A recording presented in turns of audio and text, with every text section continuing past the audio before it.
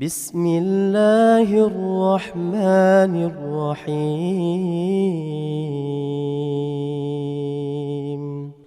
بسم الله الرحمن الرحيم. السلام عليكم ورحمة الله وبركاته. الحمد لله والصلاة والسلام على رسول الله وعلى آله وصحبه وسلم تسليما كثيرا. أما بعد, Alhamdulillah, puji dan syukur senantiasa kita panjatkan kehadirat Allah Jalla wa'ala.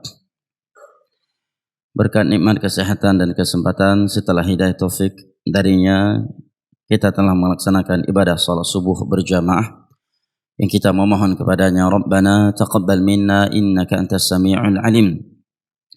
Sebagaimana salawat beserta salam senantiasa kita sanjung sajikan kepada Nabi besar kita, keluarga dan segenap sahabat-sahabat beliau yang telah bersabda, inna athqala salati 'alal munafiqin salatul isya'i wa salatul fajr walau ya'lamuna ma fihima la atawhuma walau habwa. Sesungguhnya salat yang paling berat atas orang-orang munafik adalah salat isya dan salat subuh. Dan kalau mereka mengerti keutamaan pergi melaksanakan salat isya dan subuh, la atawhuma walau habwa, niscaya mereka akan pergi melaksanakannya sekalipun mereka harus merangkak. Jamaah yang dimuliakan Allah rahimani wa rahimakumullah, kita lanjutkan kembali kajian kitab kita di setiap subuh hari Selasa. Kitab yang ditulis oleh Asy-Syaikh Ad-Doktor Al-Ustadz Profesor Abdul Razak Ibn Abdul Muhsin Al-Abbad, salah satu guru besar di Masjid An-Nabawi ala sahibihi afdhus salati wa taslim, terkait 10 qawaid fi tazkiyatin nafs, 10 kaidah pensucian diri. Dan kita masih pada kaidah yang kedua, yaitu ad-du'a, bahwa ad-du'a miftah zakatin nufus, bahwa doa merupakan sumber pensucian diri. Di pertemuan yang lalu beliau telah menyebutkan beberapa ayat Al-Qur'anul Karim dan sebagian hadis Nabi sallallahu alaihi wasallam serta sebagian ucapan ulama salaf terkait hal ini, poin ini. Berikut ini kata beliau, wa fi hadha ad-du'a isyaratun wa tanbihun wa fi bab tazkiyah sahha 'an an-nabiy sallallahu alaihi wasallam annahu qala fi du'ai Allahumma ati nafsi taqwaha wa zakkiha anta khairu man zakkaha anta waliyuha wa maulaha. Wa fi hadha ad-du'a isyaratun wa tanbihun 'ala anna tazkiyatan nufus bi yadi Allah 'azza wa jalla 'allamil ghuyub wa anna miftahaha al-a'zam huwa ad-du'a wal iftiqaru ila Allah ta'ala. Beliau menyebutkan bahwa di antara doa yang datang dari Nabi sallallahu alaihi wasallam terkait pensucian diri, meminta kepada Allah Jalla wa ala agar jiwa ini disucikan olehnya, adalah doa beliau yang berbunyi, Allahumma ati nafsi taqwaha wa zakkiha anta khairu man zakkaha anta waliyuha wa maulaha. Ya Allah, berikanlah ketakwaan terhadap jiwa kami dan bersihkanlah jiwa kami, karena Engkau adalah sebaik-baik yang membersihkannya. Engkaulah wali yang mengatur, yang menjaga, yang memberikan taufik kepada jiwa kami. Wa maulaha, dan Engkaulah maulanya, tempat ia memohon pertolongan, perlindungan dan penjagaan. Baik, ini doa yang sangat bagus yang dibacakan oleh Nabi kita sallallahu alaihi wasallam, dan beliau adalah Nabi Rasul yang paling mulia. Tiada makhluk yang lebih suci, yang lebih bersih jiwanya daripada Nabi kita sallallahu alaihi wasallam. Bersamaan itu beliau masih berdoa kepada Allah dengan doa ini. Maka seyogyanya seorang muslim menghafal doa yang pendek ini. Allahumma ati nafsi taqwaha wa zakkiha anta khairu man zakkaha anta waliyuha wa maulaha. Allahumma ati nafsi taqwaha wa zakkiha anta khairu man zakkaha anta waliyuha wa maulaha. Ada yang hafal? Hah? Nah, silakan Pak Ramli.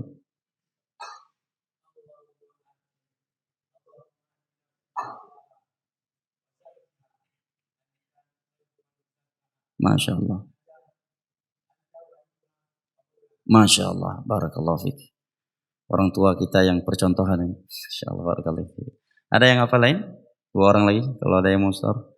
Biasanya sesuatu yang disampaikan di keramaian orang itu akan lebih kuat dan lebih lama tahan hafalan itu daripada setor sendirian. Ada yang hafal selain Pak Ramli? Hah? Taib. Abu Imran Tuku Kubik. Allahumma ati nafsi taqwaha wa zakiha anta khairu man zakaha anta waliyuha wa maulaha. Masya Allah. Barakallahu fiik ya Abu Imran. Satu lagi sebelum kita lanjut. Satu orang lagi. Berganjil. Akhi Nofri. Fadl. Masya Allah. Ya. Sungguh sangat ya, bagus isi doanya ya. Di dalam sujud kita berdoa seperti ini setelah subhana rabbiyal a'la wa bihamdi. Kita baca ini Allahumma ati nafsi taqwaha wa zakiha anta khairu man zakaha anta waliyuha wa maulaha. Kemudian kata Syekh, pada doa ini terdapat isyaratun wa tanbih. Isyarat dan peringatan dari Nabi sallallahu alaihi wasallam bahwa kesucian jiwa kita itu berada di tangan Allah Jalla wa Ala yang maha mengetahui perkara gaib. Wa anna miftahaha al-a'zam huwa ad-du'a wal iftiqar ila Allah azza wa jalla. Dan bahwa kunci kesucian jiwa yang paling besar, yang paling inti adalah doa dan menampakkan diri ini lemah dan butuh kepada Allah Jalla wa Ala. ولهذا كان أكثر دعاء النبي صلى الله عليه وسلم يا مقلب القلوب ثبت قلبي على دينك. Oleh karena ini merupakan doa yang paling sering Nabi Shallallahu Alaihi Wasallam bacakan. Nah, kalau ini ya seyogyanya seorang Muslim menghafalnya ya, jangan sampai tidak hafal karena ini doa yang paling sering Nabi panjatkan. Jangan sampai kita tidak menghafalnya. Kita mengaku cinta kepada Nabi Shallallahu Alaihi Wasallam, tapi doa yang pendek berikut ini yang merupakan doa yang paling sering. Ada doa-doa yang Nabi bacakan, tapi sebagiannya tidak terlalu sering. Dan doa yang berikut ini adalah salah satu dari doa yang paling sering, yang selalu terdengar oleh istri-istri beliau dari beliau. Oleh karena ini merupakan doa Nabi yang paling banyak, yang paling sering beliau bacakan adalah Ya Muqallibal Qulub, Tsabbit qalbi ala dinik. Ya Allah, Zat yang memutarbalikkan hati, kokohkanlah hatiku di atas agamamu. Saya ulangi ya, 2 kali lagi. Ya Muqallibal Qulub, Tsabbit qalbi ala dinik. Ya Muqallibal Qulub, Tsabbit qalbi ala dinik. Dalam sujud kita bacakan Ya Muqallibal Qulub Tsabbit qalbi ala dinik. Atau di akhir tasyahud, kalau imamnya tasyahud masih panjang dan kita sudah selesai tasyahud, juga sudah selesai membaca permohonan perlindungan dari 4 perkara, juga telah selesai membaca Allahumma inni ala dzikrika wa syukrika wa husni ibadatik, tapi imam juga belum salam, masih ada jeda waktu, ya kita bacakan doa yang seperti ini karena di tasyahud terakhir salah satu dari tempat mustajab doa yang kita dianjurkan untuk berdoa sesuai dengan kebutuhan kita setelah membacakan doa-doa yang warid dari Nabi sallallahu alaihi wasallam. Karena Nabi menyatakan wal yakhtar minad du'a ma syaa. Hendaknya sebelum salam dia berdoa, memilih doa apa saja yang dia inginkan. Naam. Ya muqallibal qulub, tsabbit qalbi ala dinik. Suatu ketika Aisyah radhiyallahu anha bertanya kepada Nabi sallallahu alaihi wasallam, "Kenapa engkau terlalu sering membacakan doa ini wahai Rasulullah sallallahu alaihi wasallam?" Maka Nabi pun menjawab, "Ya Aisyah, inna quluba bani Adam baina usba'ini min asabi'ir rahman yuqallibuha kaifa syaa." Wahai Aisyah, sesungguhnya hati anak Adam itu berada di antara jari jemari Allah. Allah akan membolak-baliknya sesuai dengan keinginan dan kehendaknya. Naam. Dan di dalam sebuah hadis yang diriwayatkan oleh Imam Muslim dari Abu Hurairah radhiyallahu an, Nabi sallallahu alaihi wasallam bersabda, "Yusbih rajulun mu'mina wa yumsi kafira wa yumsi mu'mina wa yusbihu kafira." Di masa yang telah penuh dengan fitnah, ada seorang hamba di pagi hari masih mukmin, di sore harinya dia sudah kafir. Dan ada pula yang di pagi sore harinya dia masih mukmin dan di pagi harinya dia sudah kafir. Inilah hati manusia. Oleh karena ya hati dalam bahasa Arab disebut dengan qalbun. Qalbun. Kenapa disebut dengan qalbun? Li'annahu inqalaba yanqalibu, mudah terbolak-balik. Pagi semangat, sore udah loyo. Ya. Siang, sore semangat, malam udah enggak semangat. Pagi cinta Islam, siang udah membenci Islam. Ya. Sore di atas kebenaran, malamnya sudah di atas kebatilan. Nah, oleh karenanya seorang ulama tabi'in atau seorang ulama tabi'in salah satu gurunya Imam Syafi'i dan gurunya Imam Ahmad, yaitu yang bernama Sufyan Ats-Tsauri, Sufyan bin Sa'id bin Masruq bin Sufyan bin Sa'id bin Masruq Ats-Tsauri. Beliau rahimahumullah taala, beliau menyatakan ma'alajtu syai'an ashadda 'alayya min niyyati. Tiada sesuatu yang lebih sulit untuk aku luruskan, untuk aku obati, selain daripada niatku, selain daripada hatiku. Ya. Karena hati adalah qalbun yang qalibu, mudah terbolak-balik. Ya, qalbun artinya hati. Kalau kalbu artinya anjing. Yang salah kasih nama anak, ya. Ya, ini kalbu saya. Kalbu saya berarti artinya ini anjing saya. Nah, makanya buhanan ba min bahasa Arab tayang-tayang lai ba urang yang kampung bahasa Arab be kata bu haju mteng beuna bahasa Arab ane lo. Akhirun ane nan kalbi, anjing saya artinya. Ya. Kalbi artinya anjing saya. Nah, kalau hati saya qalbi dengan qaf, bukan kaf. Nah, ya. Dan sering sebagian orang ya, yang penting ada Arabnya. Nama Arab acut nan be Inggris hat. Ya. Malay bat demayang. Ya. Akhirnya gebuhnan anu Jamal misalkan. Artinya onta. Ya, kecuali Jamalnya double A-nya. Artinya Jamaluddin. Orang yang indah agamanya. Kalau double A-nya, kalau Bang Jamal double ya. A-nya. Double. Kalau itu Jamaluddin ada juga dalam bahasa Arab. Ya, jangan dikira enggak ada. Cuma bedanya panjang pendeknya. Kalau tulisannya pendek dalam bahasa Arab Jamaluddin artinya onta agama. Tapi kalau panjang Jamaluddin, orang yang indah agamanya. Ya. Ini pentingnya mah. Ya, memberikan nama kepada anak kita. Contohnya Kalbi, Muhammad Kalbi. Muhammad adalah anjingku artinya. Ya. Atau pertama dicampur biar agak gaul tapi Islami. Nama awalnya agak ke barat-baratan, nama ujungnya agak ke Arab-Araban. Roger Kalbi. Roger adalah anjingku artinya. Kalbun artinya anjing. Kalau bermaksud hati maka adalah qalbi. Qaf bukan kaf. Ya. Taib. فمن اجتمع على العبد قلبه وصدقت ضرورته وفاقته وقوي رجاؤه ولم يتعجل الإجابة وتحرى الأوقات الفاضلة فلا يكاد يرد دعاؤه. Barang siapa yang ketika berdoa hatinya hadir, tidak lalai, dengan kondisi yang sangat membutuhkan dan dia menampakkan kelemahan dan kebutuhannya kepada Allah, kuat rasa harapnya, dia tidak tergesa-gesa untuk diijabahi oleh Allah dan memilih waktu-waktu yang sangat mulia, waktu-waktu yang bagus, waktu-waktu mulia, maka doa yang seperti ini hampir-hampir tidak ditolak oleh Allah Jalla wa'ala.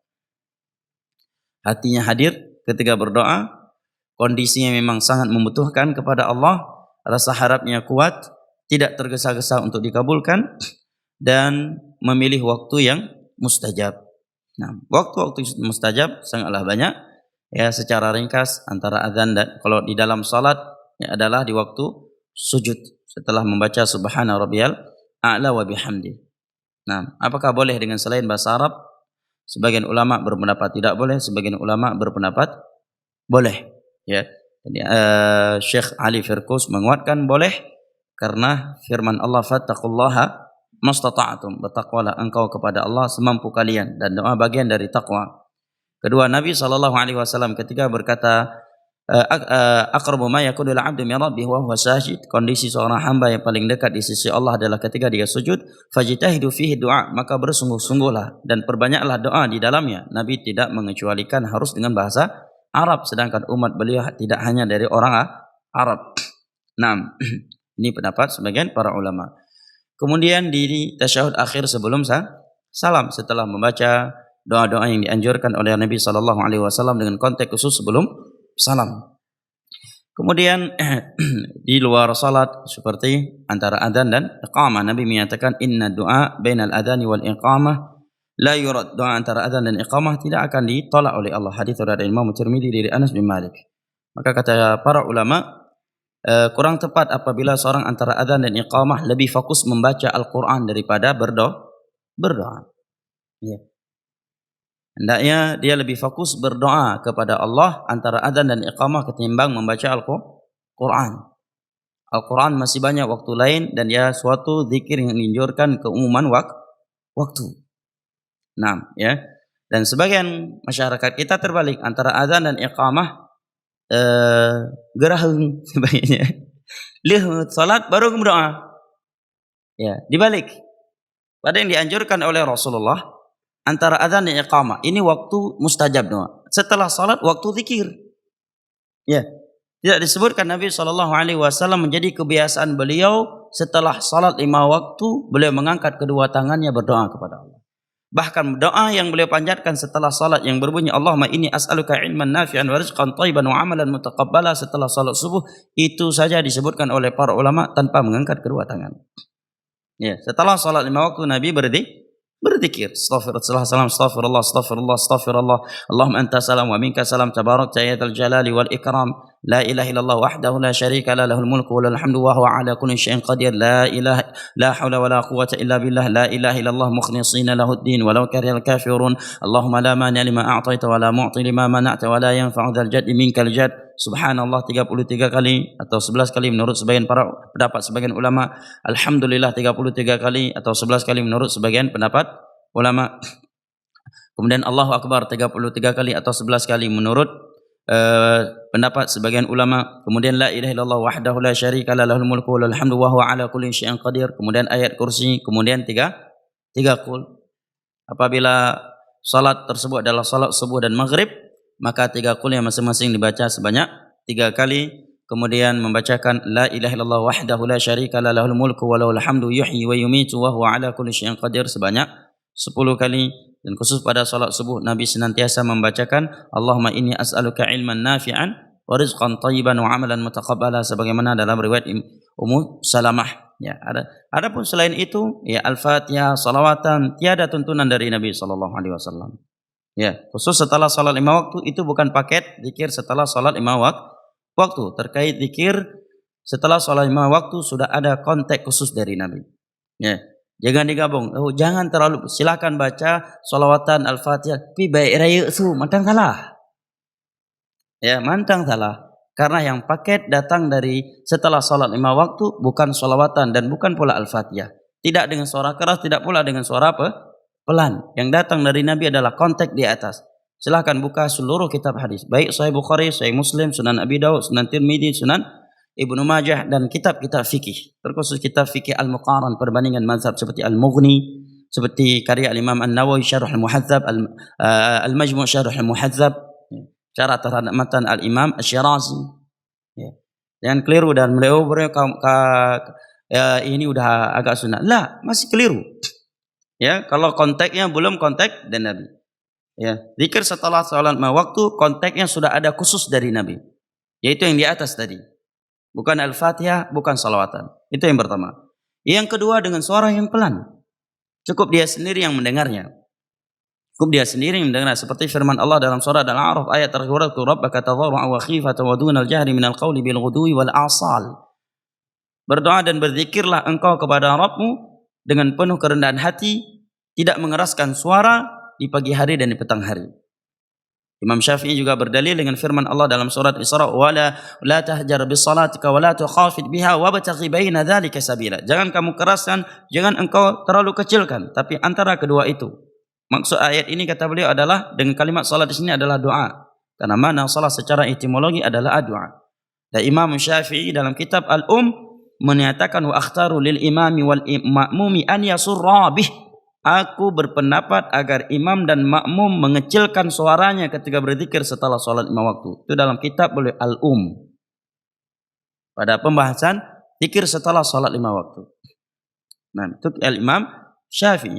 Kemudian beliau mau menerangkan bahwa hadis Abdullah bin Abbas yang menyebutkan bahwa merupakan kebiasaan di masa Nabi mengeraskan suara dengan takbir, beliau menerangkan di dalam kitab bahwa itu di awal Islam agar para sahabat menghafalnya. Setelah itu Nabi tidak lagi melakukannya sebagaimana di awal Islam Nabi melakukan salat dengan praktekannya naik turun di atas mimbar agar para sahabat melihatnya. Setelah itu Nabi tidak melakukannya kembali. Kemudian juga beliau beralasan dengan hadis Ummu Salamah, tidak disebutkan beliau mengeraskan suara. Naam. Ini Imam Syafi'i dalam kitab beliau Kemudian terkait menghitung tasbih, tahmid dan takbir telah disebutkan oleh Abdullah bin Umar radhiyallahu anhuma di luar Bukhari dan Muslim. Beliau menyatakan kana Rasulullah sallallahu alaihi wasallam yaqilu tasbih bi asabi'ihil yumna. Rasulullah sallallahu alaihi wasallam menghitung tasbih itu ketika berzikir dengan menggunakan jari jemari tangan kanannya. Yaqid dari kata uqdah. Uqdah itu artinya membulatkan. Terserah bentuknya bagaimana dia cara bentuknya bulat. Kalau dia menggunakan jari jemari pasti mau begini tetap semuanya bulat bentuknya. Ya, tetap semuanya bentuknya bulat itu. Nah, ini 3 hal yang perlu diperhatikan. Konteksnya dengan konteks khusus. Sunnah zikir setelah salat memang bukan hanya sekedar dengan pelan suaranya. Dia membaca dengan pelan suaranya, tapi dengan konteks yang tidak dianjurkan oleh Rasul. Tetap masih belum sunnah. Yang terlalu tergesa-gesa di dalam menilai itu sunnah ataukah tidak. Karena setelah salat 5 waktu sudah ada konteks khusus dari Nabi yang tidak boleh diganti dengan konteks lain, bukan sekedar suara pelan. Seperti menjelang masuk WC ada konteks khusus yang Nabi ajarkan yang tidak bisa digantikan dengan lain. Bukan masalah yang tidak boleh bersolawatan, tetapi karena di situ sudah ada petunjuk khusus dari Nabi. Misalkan ada orang yang masuk WC, setiap mau masuk WC yang dia baca solawatan Al-Fatihah. Bukan konteks zikir yang Nabi ajarkan, yaitu Allahumma inni a'udzubika minal khubuthi wal khaba'ith. Kemudian kita menegurnya, menyatakan bahwa yang datang dari Nabi adalah Allahumma inni a'udzubika minal khubuthi wal khaba'ith. Apakah maknanya berarti kita melarang dia membaca Al-Fatihah dan salawatan kepada Nabi? Tidak. Ya. Tapi kita menyatakan bahwa ini yang paket khusus dari Nabi. Kalau kamu salawatan menjelang masuk WC bukan sebagai paket masuk WC dan bukan sebuah kebiasaan yang engkau khususkan, maka silakan saja. Karena tidak boleh mengkhususkan suatu amalan dengan jumlah yang khusus, dengan waktu yang khusus, atau di tempat yang khusus tanpa dalil yang mengkhususkannya. Ini kaidah. Contohnya misalkan mengkhususkan Yasin di malam Jumat. Secara dalil tiada yang mengkhususkan Yasin di malam Jumat. Justru yang ada secara khusus adalah surat Al-Kahfi malam dan siang Jumat. Tapi kalau dia membaca surat Yasin, kebetulan itu di hari Jumat, tanpa berkeyakinan bahwa di hari Jumat dianjurkan Yasin secara khusus, maka tidak mengapa. Tetapi tatkala dia menjadikan Yasin paket Jumat, khusus malam Jumat, tanpa dalil, ini jatuh ke dalam bid'ah. Nah, ini diperhatikan ya terkait zikir setelah salat 5 waktu dengan suara yang pelan, dengan konteks yang datang dari Nabi, bukan dengan konteks yang tiada petunjuk dari Nabi SAW. Ketika Abdullah bin Umar menyebutkan bahwa Nabi menghitungnya dengan jari jemari tangan kanannya. Ini 3 hal yang perlu diperhatikan terkait zikir setelah salat 5 waktu. 6. Baik. Kemudian beliau menyebutkan bahwa kesucian jiwa itu adalah taufik dari Allah Jalla wa'ala.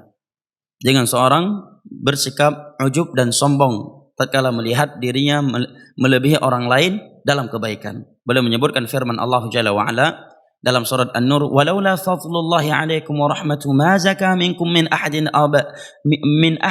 abadan walakinallaha yuzakki man yasha. Kalau bukan karena keutamaan dan rahmat Allah atas kalian, sungguh tiada satupun di antara kalian yang disucikan dari syirik, yang tersucikan dari bid'ah, dan yang tersucikan dari maksiat. Akan tetapi Allah lah yang telah mensucikan siapa yang Dia kehendaki. Abdullah bin Abbas radhiyallahu anhu ketika menafsirkan ayat ini, kata beliau, mahtada ahadun minal khalaiq li syai'in minal khairi yanfa'u bihi nafsah wa lam yattaqi syai'in minasy syarri yadfa'u an nafsih.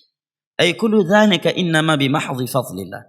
Tiada seorang pun yang mendapatkan hidayah sehingga dia mampu melakukan kebaikan yang bermanfaat untuk dirinya dan mampu meninggalkan suatu kejelekan yang membahayakan dirinya karena dirinya. Itu semuanya pertolongan murni taufik dari Allah Jalla wa Ala.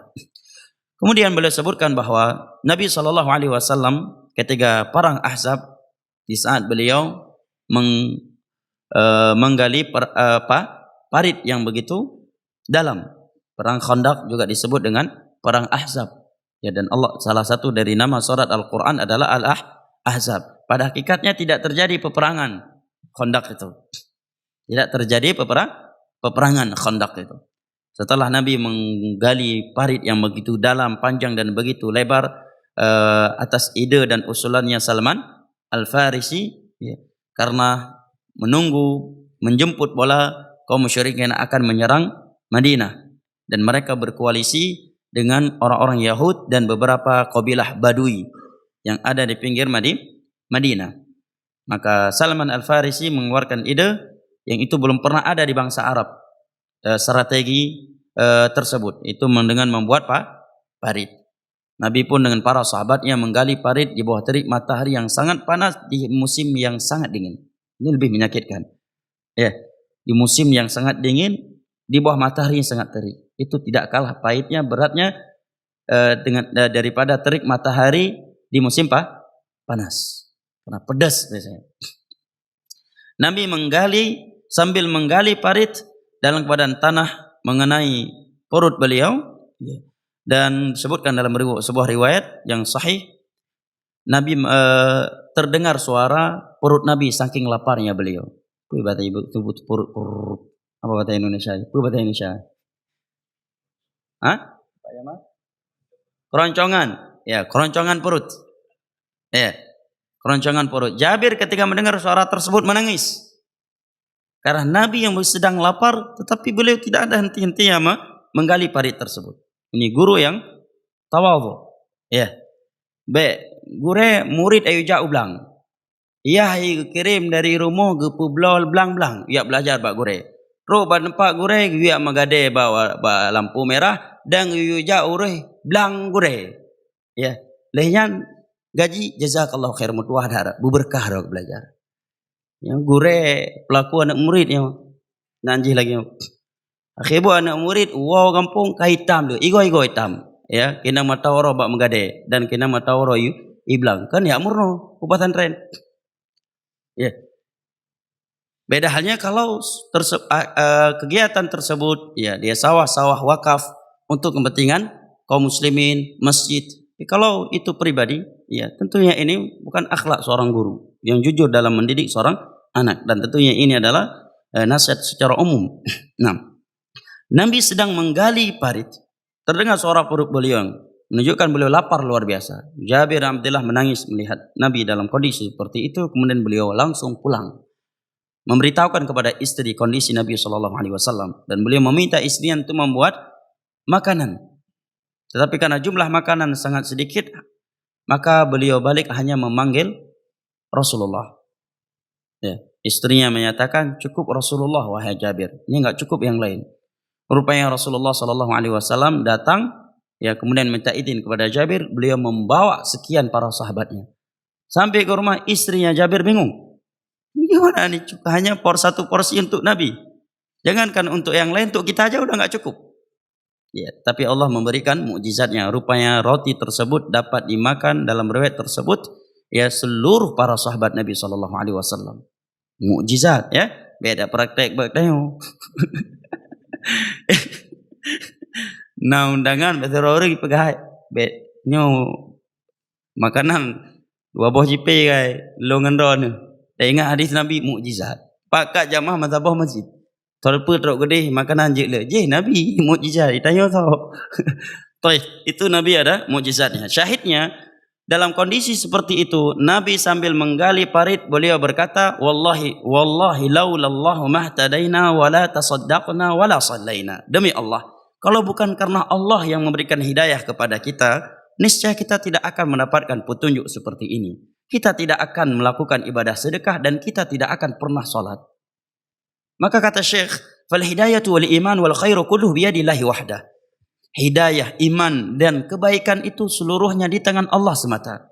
Wa kana Rasulullah sallallahu alaihi wasallam yaghrisu hadzal amra fi nufusi sahabah radhiyallahu anhu.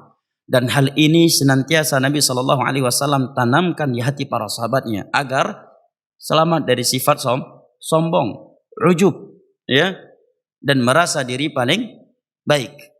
Nah, perlu diperhatikan bahwa ada perbedaan antara dua kalimat yang seringkali tercampurkan. Antara dua kalimat ini. Itu antara jangan merasa diri paling baik, ya, atau merasa diri paling benar. Dengan kalimat kita harus yakin seyakin-yakinnya bahwa yang datang dari Al-Quran dan As-Sunnah, yang sesuai dengan Al-Quran dan As-Sunnah dengan pemahaman para sahabat Nabi, itulah satu-satunya kebenaran. Paham ya? Secara sikap pribadi, kita jangan merasa diri kita paling baik dibandingkan orang lain. Ini perlu diperhatikan. Tetapi tidak berani membenarkan sesuatu yang itu berdasarkan Al-Quran dan As-Sunnah, ini pengecut namanya. Bukan akhlak yang mulia. Seorang harus punya prinsip untuk membenarkan apa yang dibenarkan oleh Allah dan Rasulnya. Ya. Atau ucapan sebaliknya. Sebagian orang berkata demikian tapi tujuannya untuk menghilangkan landasan-landasan agama. Jangan suka menyalah-nyalahkan orang lain. Mami tadinya kan mamehdat bahasanya. Baik, oke, apa yang dimaksud dengan kalimat tersebut? Kaidah disebutkan oleh Al-Imam Ibnu Abil Aiz. Kaidah dalam permasalahan prinsip beragama dalam kitab beliau Syarah Aqidah At-Tahawiyah. Imam Ibnu Abil Aiz beliau menyebutkan dalam masalah akidah, kalau ada kata-kata yang kandungannya global, minta rinciannya sebelum kamu memvonis benar tidaknya ucapan tersebut. Apabila ada ungkapan, perkataan yang bunyinya global masih umum, minta rinciannya. Minta rinciannya seperti ini. Atau beliau contohkan di sana juga seperti ucapan Allah tidak bertempat. Kita tanyakan, apa yang engkau maksud tidak bertempat? Kalau yang engkau maksud bahwa Allah tidak dikuasai, tidak dikelilingi oleh arah, maka betul, Allahu Akbar. Tiada sesuatu yang lebih besar daripada Allah. Tapi jika engkau maksud Allah tidak beristiwa di atas arsy, ini bisa kufur karena menolak 6 ayat dalam Al-Quran. Kalau dia mengimani istawanya tetapi mentakwilnya, maka dia menjadi ahlul bid'ah. Karena aqidatus salaf, akidah yang Nabi ajarkan, Al-Quran ajarkan, para sahabat, para tabi'in, dan sepakat 4 mazhab bahwa Allah beristiwa di atas arsy. Istiwa 4 maknanya di kalangan ulama salaf. Qasad ay ala wartafa wa qasada wastaqar. Meninggi, mengatas, menetap dan menuju. Dan itu semuanya sesuai dengan keagungannya Allah sebagai Al-Khaliq. Dan Allah tetap akbar, tidak diliputi oleh arah dan tidak dapat diserupakan dengan sifat makhluk. Laisa kamitslihi syai'un wa huwas sami'ul basir. Kewajiban kita adalah mengimaninya karena berita tersebut Allah sendiri yang mengkabarkannya dan Rasulnya, tanpa ada takwil dari Nabi dan para sahabatnya. Demikian juga ucapan ini, jangan suka menyalah-nyalahkan orang lain. Sekilas mamehdah bahasanya, cukup lembut. Maka kita katakan, apa yang Anda maksud? Syirik boleh nggak disalahkan? Bid'ah boleh nggak disalahkan? Menghalalkan apa yang Allah haramkan boleh nggak disalahkan? Sesuatu jelas-jelas bertentangan dengan ayat Al-Quran, bertentangan dengan hadis Nabi, bertentangan dengan petunjuk Nabi, tidak berani menyalahkannya, itu namanya penakut dan pengecut. Tidak punya prinsip dalam beragama. Tapi kalau dimaksud jangan bermudah-mudahan dalam menyalahkan, ini menyalahkan orang lain dengan hawa nafsu, hanya karena menyelisih pendapat ustadz dia, hanya karena menyelisih kebiasaan ustadz dia, menyelisih pengajiannya, ini betul. Tetapi tidak menyalahkan sesuatu yang sudah jelas-jelas disalahkan oleh Allah dalam Al-Quran. Jelas-jelas salah bertentangan dengan petunjuk Nabi. Nah, ini kelemahan dalam beragama. Nah, maka kaidah di zaman fitnah, kata Imam Ibnu Abil Aiz, kalau ada orang mengeluarkan kata-kata yang umum maknanya global dan itu berkaitan dengan agama, minta rinciannya. Minta rincian apa yang engkau maksud dengan kata yang global tersebut. Ya, seperti ucapan sebagian orang, khilaf itu fitrah. Ya, persatuan itu apa? Terpuji. Tapi perselisihan itu fitrah. Kita tanya, apa yang dimaksud dengan itu? Nah, kemudian kata Syekh, Nabi SAW selalu di awal khutbah Jumatnya menyatakan, Man yahdihillahu fala mudhillalah wa man yudlil fala hadiyalah. Barang siapa yang telah diberikan hidayah oleh Allah, maka tiada seorang yang mampu menyesatkannya. Dan barang siapa yang telah disesatkan oleh Allah, maka tiada satupun yang mampu memberikan hidayah kepadanya. Hal ini jika tertancap kuat di dalam hati kita, maka akan membersihkan dari hati kita sifat sombong, sifat ujub, sifat tergesa-gesa di dalam menilai orang lain, ya, dan akan memberikan kepada hati kita sifat tawadhu', kerendahan hati. Yang Nabi katakan, wa ma tawadhu ahadun lillahi illa rafa'ah. Tidaklah seorang merendahkan dirinya karena Allah, melainkan Allah akan mengangkatnya. Hadis riwayat Imam Muslim dari Abu Hurairah radhiyallahu an. Kiranya ini dapat saya sampaikan, karena ini dan kurangnya saya mohon maaf. Wabillahi taufiq wal hidayah, wa sallallahu ala nabiyyina Muhammad wa ala alihi wa sahbihi wasallam, wa akhiru da'wana anil hamdulillahi rabbil alamin. Wassalamu alaikum warahmatullahi wabarakatuh.